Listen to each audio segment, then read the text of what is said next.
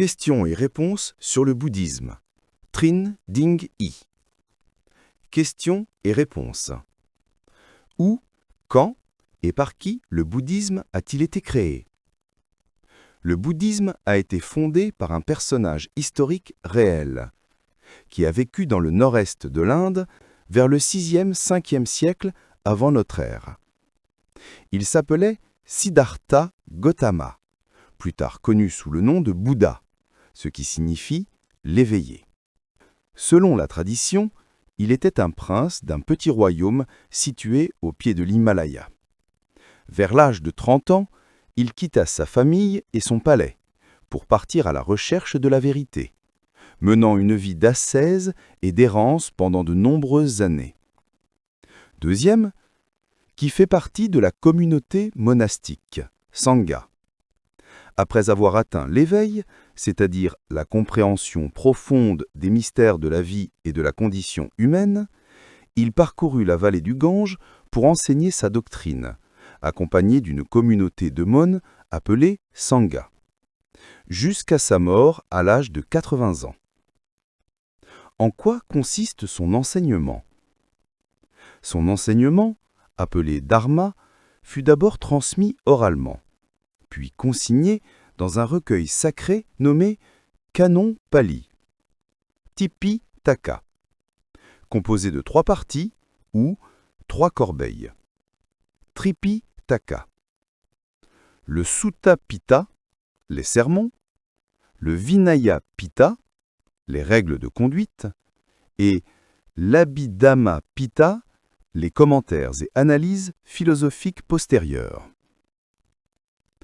Que sont les 3 joyaux? Pour cette raison, on le vénère sous le nom de Bouddha, le maître fondateur, le sage de la lignée des Sakyas. Il est l'un des 3 joyaux, le Bouddha, le Dharma et la Sangha, qui sont les 3 refuges du fidèle lorsqu'il s'engage dans la voie bouddhique. Quel était le contexte social et culturel de l'Inde à l'époque du Bouddha? Pour bien comprendre la philosophie bouddhiste, il faut la replacer dans le contexte social et culturel de l'Inde à l'époque du Bouddha. La société indienne était alors strictement divisée en plusieurs castes. Au sommet se trouvaient les prêtres brahmanes, puis venaient les nobles et les commerçants. Ensuite, il y avait les serviteurs, et enfin les personnes hors caste, considérées comme impures. La religion dominante était le brahmanisme, fondé sur les textes sacrés des Védas et des Upanishads. Cette religion enseignait que tous les êtres vivants étaient soumis au samsara, c'est-à-dire le cycle sans fin des naissances, des morts et des renaissances. Seuls les brahmanes pouvaient échapper à ce cycle, en unissant leur âme individuelle, Atman, à l'âme universelle, Brahman, grâce à des rituels et des mantras que seuls eux connaissaient. Ainsi, les membres des autres castes, c'est-à-dire la majorité du peuple, étaient exclus de toute espérance de libération. Le bouddhisme est-il une pensée révolutionnaire? C'est dans ce contexte que la pensée du Bouddha apparut. Une pensée originale, nouvelle, et même, on peut dire, révolutionnaire. D'un côté, le Bouddha ne reconnut pas l'autorité des textes sacrés brahmaniques et rejeta l'existence d'une âme personnelle ou d'une âme universelle. De l'autre, il proposa une vision totalement différente du monde, fondée sur 3 principes essentiels. Les 4 nobles vérités, les 3 caractéristiques de l'existence, le principe de la coproduction conditionnée ou interdépendance. Que sont les 4 nobles vérités? Les 4 nobles vérités constituent le cœur de tout l'enseignement bouddhiste. 1. La vérité de la souffrance ou dukkha. La vie est souffrance. Toute existence est imparfaite, insatisfaisante. L'homme souffre à cause de la naissance, de la vieillesse, de la maladie, de la mort, et aussi à cause des douleurs psychologiques comme la tristesse, la déception, l'anxiété et l'insécurité. 2. La vérité de l'origine de la souffrance, ou samudaya. La cause de la souffrance est le désir, c'est-à-dire l'attachement et la convoitise. C'est à cause de la convoitise, de la haine et de l'ignorance que l'homme reste prisonnier du cycle des renaissances. 3. La vérité de la cessation de la souffrance, ou nirodha. Quand le désir est éteint, l'être atteint la libération. Un état de pureté totale, libre de toute souffrance. C'est le nirvana. 4. La vérité du chemin qui mène à la cessation de la souffrance, ou magga. C'est la voie du milieu, qui évite les deux extrêmes, la recherche excessive des plaisirs et l'ascétisme trop rigide. 4. La vérité du chemin qui mène à la cessation de la souffrance, magga. Ce chemin est le noble sentier octuple, qui comprend 8 éléments.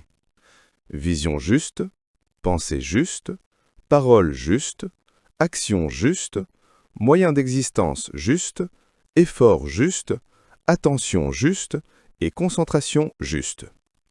C'est la voie du milieu, qui évite les deux extrêmes, la recherche excessive des plaisirs et l'ascétisme trop rigide. Question-réponse sur le bouddhisme. 9. Quelles sont les 3 caractéristiques de toute chose? Selon le bouddhisme, les 3 caractéristiques de toute chose sont 1. L'impermanence, tout change, rien n'est durable. 2. La souffrance, toute existence contient une part d'insatisfaction, d'imperfection. 3. L'absence de soi, il n'existe pas de moi fixe ou d'âme éternelle. Ce que nous appelons moi n'est qu'une combinaison provisoire du corps et de l'esprit, toujours changeante. Ces 3 caractéristiques aident des êtres humains à comprendre la vraie nature de la vie, à se détacher des choses et ainsi à souffrir moins. 10. Qu'est-ce que le principe de la coproduction conditionnée? Interdépendance. Selon le Bouddha, tous les phénomènes existent en dépendance les uns des autres.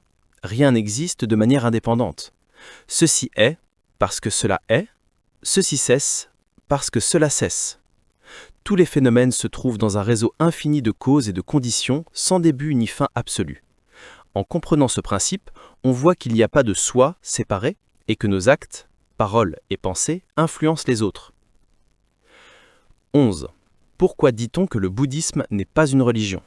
Peut-on être bouddhiste tout en suivant une autre religion?